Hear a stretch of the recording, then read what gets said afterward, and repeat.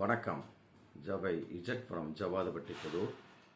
Power writer அப்படிங்கிற அந்த YouTube channel மூலமாக உங்களை மீண்டும் சந்தித்து ரொம்ப மற்ற மகிழ்ச்சி.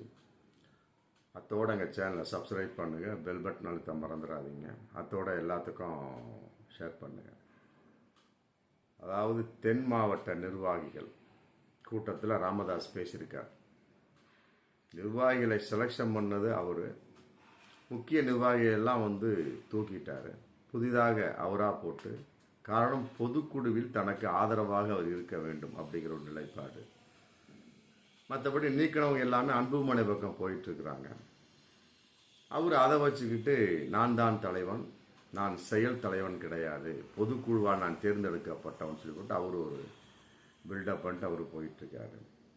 இங்கே ராமதாசனுடைய ஒரு நிலைப்பாடு இன்னும் 2 பேரும் ஒன்றும் சேரல, சுமூகமான ஒரு தீர்வு ஏற்படவில்லைன்னு சொல்லிவிட்டு ஜி.கே. மணி ரொம்ப வருத்தத்தோட நேற்று கூட பேட்டி கொடுத்துருக்காரு.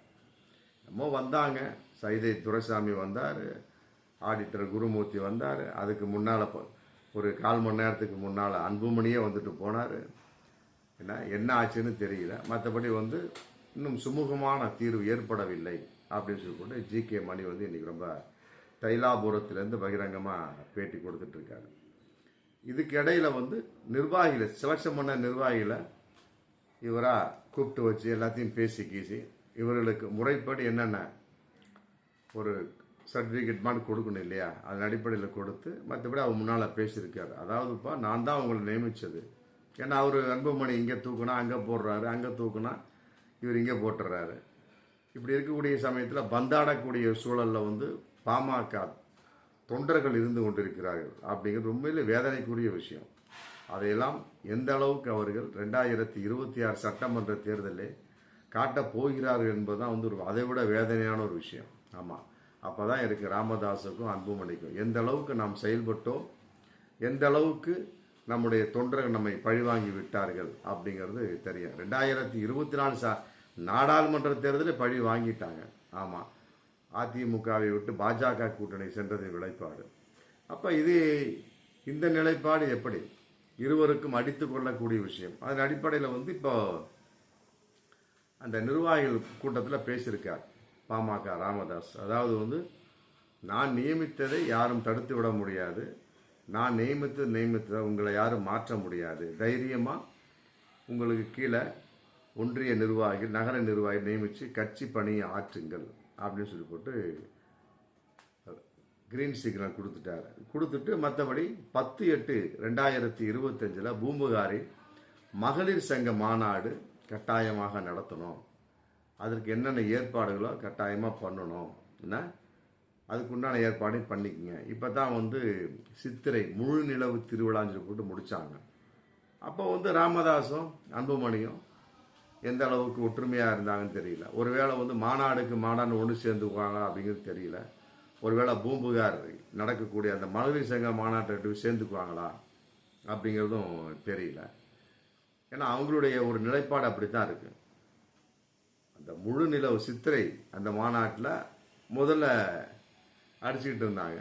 அப்புறம் திடீர்னு அன்புமணி சொல்கிறார், ஆமாம் ஐயா அவர்கள் எனக்கு உத்தரவு போட்டிருக்கார், என்னை செய்ய சொன்னார், நான் தான் போய் செஞ்சிட்ருக்கேன் அப்படின்னா. அப்புறம் திடீர்னு அடுத்த வாரமே டிமாண்ட் ஒரே பிரச்சனை.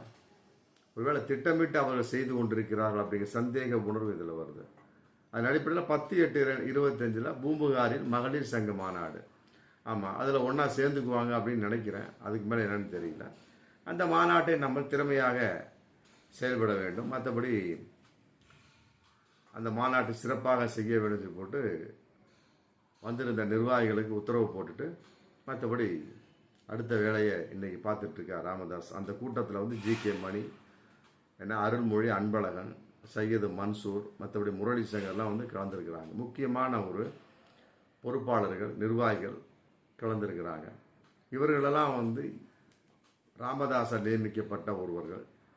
மற்றபடி முன்னால் இருந்தவர்கள் எல்லாம் நீக்கப்பட்டு இப்போ அன்புமணி ராமதாஸ் பக்கம் போயிட்டாங்க. இதற்கு இடையில மிகப்பெரிய ஒரு விஷயம் நடந்துட்டு இருக்கு. அதாவது பொதுவாக இந்த மாதிரி ஒரு பிரச்சனை இருந்தாலும் எந்த ஒரு கட்சியாக இருந்தாலுமே சரி, தொண்டர்களுக்கு ஒரு மிகப்பெரிய ஒரு மன உளைச்சல், மன சஞ்சலம் வரும். என்னடா நம்ம இந்த கட்சிக்காக இத்தனை வருஷமாக ஏன்னா போஸ்டர் ஒட்டிக்கிட்டு இத்தனை லட்சம் செலவு பண்ணிட்டு உட்காந்துருக்கோம். வரக்கூடிய ஏதோ ஒரு ஊராட்சி ஒன்றிய தேர்தல் நின்று ஏதோ ஒரு கவுன்சிலராக மாறலாம் நினச்சிட்டு இருக்கோம். இவங்க இப்படி அடிச்சுக்கிட்டா எப்படி ஓட்டு போடுவாங்க அப்படின்னு நிலைப்பாட்டில் என்ன பண்ணுறாங்க, நிறைய பேர் பாமகவில் நிறைய பேர் இன்னைக்கு அதிமுகவில் இணைந்து கொண்டிருக்கிறார்கள். இதுக்கு முன்னால் தாவேக்கால இணைஞ்சிட்டு இருந்தாங்க. ஆமாம், அதுவும் இன்னைக்கு நடந்துட்டு இருந்தாலுமே கூட அது இளைமறை காயாக நடந்து கொண்டிருந்தாலுமே கூட இன்னைக்கு பப்ளிக்காக ரொம்ப அதிகமாக போகிறது அதிமுகவுக்கு தான். ஏன்னா தாவேக்கா எப்படிப்பட்ட ஒரு நிலைமை, அது எந்த அளவுக்கு வரும், விஜய்க்கு நடிகர் விஜய்க்கு மாசு இருக்கு, அவ்வளோதான். மற்றபடி அதை வைத்து எந்த அளவுக்கு நம்ம இங்கே குப்பை கொட்ட முடியும் அப்படின்னு நினைப்பாங்க இல்லையா. அப்படி இருக்கக்கூடிய சமயத்தில் ஒரு சந்தேகத்தின் வெளிப்பாடு இருக்கக்கூடிய என்ன பண்ணுறாங்க, எடப்பாடி முன்னால் அதிமுகவோட இன்னைக்கு சேலத்துக்கே போய் சேர்ந்துடுறாங்க. அதன் அடிப்படையில் மயிலாடுதுறை மாவட்ட செயலாளர் லண்டன் அன்பழகன், மற்றபடி கொள்ளிடம் ஒன்றிய செயலாளர் பாலதண்டாயுதம், மாநில துணை செயலாளர் குட்டிமணி, அமிர்தரஸ், இப்படின்னு சொல்லிவிட்டு 35 பேர் இன்னைக்கு சேலத்துக்கே போய் சேர்ந்துட்டாங்க. பாருங்க, இந்த அளவுக்கு ஒரு பாமக பாட்டாளி மக்கள் கட்சியினுடைய நிலைப்பாடு இருக்கிறது. காரணம் ராமதாஸ், அன்புமணி.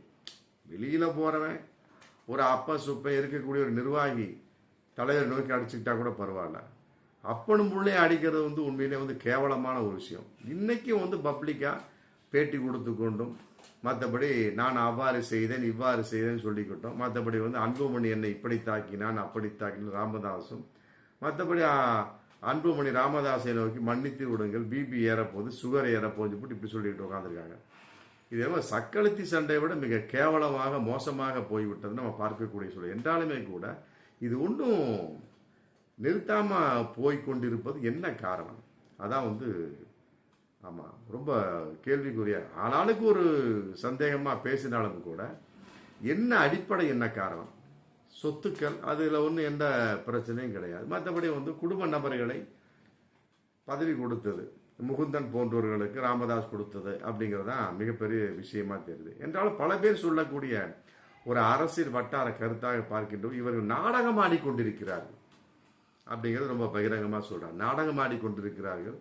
மற்றபடி நாம் இழந்து விட்ட ஒரு மதிப்பை மீட்டெடுக்க வேண்டும் சொல்லிவிட்டு மக்களுக்கு முன்னால் வேண்டுமென்று எதை செய்ய வேண்டும்ங்கிற அடிப்படையில் எதை செஞ்சுட்டு இருக்கிறாங்க. இப்படி செய்யக்கூடிய சமயத்தில் அவங்களுக்கு தான் நம்ம மதிப்பு குறையும். அதுவும் இந்த பாயிண்ட்டும் ஒத்து வரல. அப்போ உண்மையில் என்ன நடந்து கொண்டிருக்கிறது? உண்மையில் என்ன நடந்து கொண்டிருக்கிறது? அப்போ கேள்விப்படுவதெல்லாம் உண்மையா? அப்போ வேறு விதமாக கேள்விப்படுவது பொய்யா? அப்படிங்கிற மிகப்பெரிய ஒரு குழப்பமான ஒரு கருத்து. ஆளாளுக்கு ஒரு கருத்து. ஆனால் எது உண்மை அது ராமதாஸுக்கு அன்புமணிக்கு தான் தெரியும். ஒற்றுமையாக சேர்றதுன்னு சொல்லி போட்டு பேசிட்டு இருக்கிறாங்க. அப்புறம் 2 புரோக்கர்ஸ் வந்தாங்க, சைதை துரைசாமி, ஆடிட்டர் குருமூர்த்தி வந்தாங்க. மற்ற என்னாச்சு ஒன்றுமே தெரியல. அப்புறம் அதுக்கு முன்னால் அவர் வந்துட்டு போனார், என்னாச்சு? அதுவும் இல்லை. ஆமாம், இருவரும் ஒன்றாக உட்காந்து பேசணும். இது என்ன மாநாடாக நடக்குது? இல்லை இவர் நிலத்தை அவர் விற்க போறாரு, அவர் நிலத்தை இவர் விற்க போறாரு, மீடியேட்டர் பேசுறதுக்கு ஒன்றும் கிடையாது. கட்சி அடுத்தவனாக இருந்தால் கூட வாப்பா தலைவர்கிட்ட மன்னிப்பு கேளுப்பா, முடிஞ்சு போச்சு, உனக்கு மிகப்பெரிய உயர பதவி கொடுத்துடலாம்ப்பா, முடிஞ்சு போச்சு. இது அதில் அப்பனும் பிள்ளையுமா? இதில் என்ன இருக்குது? காம்ப்ரமைஸில் என்ன இருக்கு? ஒன்றுமே கிடையாது. ஒருவேளை சொத்துக்கள் தகராறின் வெளிப்பாடா? என்ன பாமகவில் சொத்துக்கள் பிறர் அடித்து சென்று விடக்கூடாது என்பதற்காகவும் இவர்களுக்குள்ள பங்கிட்டு அடித்து கொண்டிருக்கிறார்களா அப்படிங்கிற மிகப்பெரிய ஒரு தகவல் இதில் போயிட்டு இருக்கு. ஆக எந்த ஒரு நிலைப்பாடுமே சரியாக கணிக்க முடியாத ஒரு சூழல்ல பாமக தன்னுடைய உண்மையான மதிப்பை இழந்து கொண்டிருக்கிறது.